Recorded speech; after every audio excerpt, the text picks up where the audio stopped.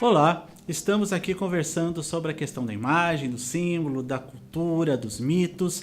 Estamos já nos aprofundando nesse assunto, né? Ficamos no episódio passado discutindo sobre a questão mitológica e o quanto é importante essas histórias para que a tradição cultural se perpetue.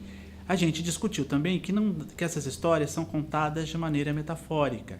Então, observando a natureza, observando o universo ao meu redor, eu vou identificando características dele e vou criando símbolos a partir disso aí.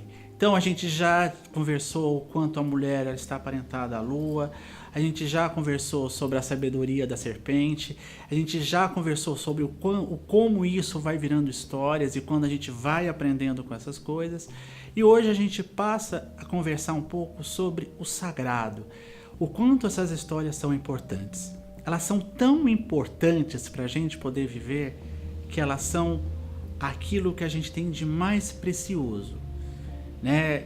As histórias do meu povo, as histórias que se contam desde sempre, as histórias que estão perdidas nesses tempos imemoriais, que vão dizer pra gente, que diz pra gente qual é a nossa identidade, que explica pra gente o que a gente pode comer e o que a gente não pode comer. Né? A gente conversou aqui sobre a maçã, sobre a Eva, sobre a mulher, sobre o significado que elas têm nesse processo, no meio dessa história. É a mesma coisa, essa história ela é tão preciosa para quem vem depois que ela é sagrada. Ela não pode ser mexida, a gente não pode rir disso, a gente não pode fazer chacota, a gente não pode contar essa história de qualquer maneira, porque ela é exatamente o que explica pra gente como sobreviver. Ela explicou pra gente qual é o perigo do conhecimento. A gente conhece, o ser humano é um bicho que conhece, ele é racional, ele pensa, ele transforma o pensamento em ação. Isso tem um risco. O risco não é a felicidade constante. O risco é fugir do paraíso muitas vezes. Todas as histórias mitológicas de todos os povos são histórias sagradas. E o sagrado é o lugar do não.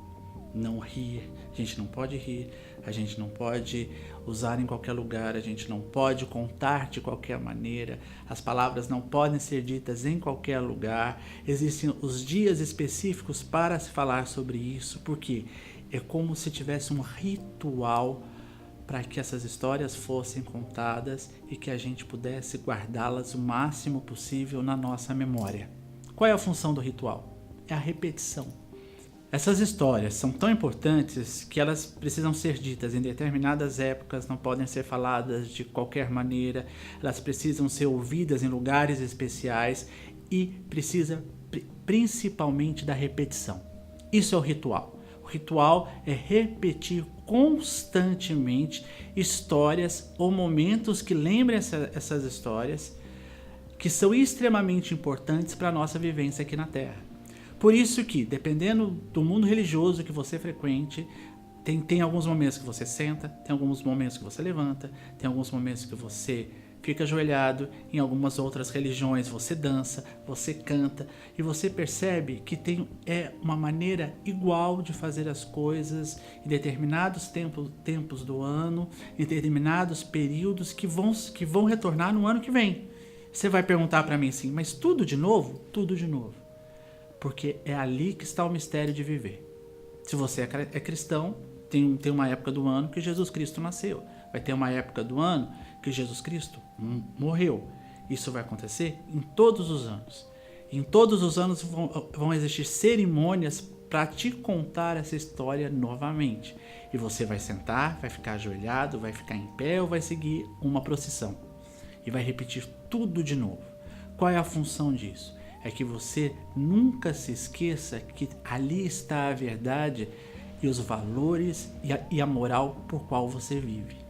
Então é ali que sai a maneira como você tem que tratar o seu ser humano, como você vai tratar os seus filhos, como você vai se portar na sociedade, o que você pode comer ou não, porque dependendo do dia você come uma coisa ou não come outra, e simplesmente por uma questão sagrada. Essas questões sagradas te levam, olha, à pré-história, a momentos muito distantes. Então são histórias que vão sendo contadas repetidamente para você nunca esquecer, ao ponto de isso estar em você já inconsciente. Você pode dizer assim para mim: ah, professor, mas eu sou ateu. Mas se você é ateu e você mora num país cristão, você tem muito sobre o olhar de vida de um cristão sobre o mundo. A gente já aprendeu uma ética, um jeito de agir, não é isso? Então, todas as imagens dessa cultura, todos os símbolos usados vão estar contando essa história para a gente que vê. Então a gente tem que imaginar que os templos, na verdade, estão contando histórias para aquele que frequenta, e para aquele que frequenta saiba aquilo que é importante para um ser humano que está por esse momento por aqui. Então, assim, é necessário escultura, é necessário pintura, é necessário música, é necessário arquitetura, e tudo isso precisa estar adequado à história que vai ser contada. Então, o que a gente já está conversando aqui? Que as histórias mitológicas, que na verdade são sabedorias sobre o mundo, que depois se tornam religiosas, elas precisam ser materializadas. A gente precisa pegar nelas. Elas viram arquitetura, elas viram escultura, elas viram pintura. Então a gente vai ser educado por elas. A gente vai ser educado pelas artes. A gente vai ser educado pelas imagens. Então não se pode colocar a pintura, a cor de qualquer maneira. A gente tem que saber a maneira, o símbolo que vai usar, a imagem que vai usar e da maneira que a gente vai usar. Porque a mensagem não pode chegar no receptor de uma maneira meio conturbada, não é isso? Então, agora a gente está se aprofundando cada vez mais. Espero que você esteja gostando. Se estiver gostando, dê o seu like aqui embaixo, deixe o seu comentário, faça as suas perguntas e principalmente inscreva-se no nosso canal. Até o próximo episódio.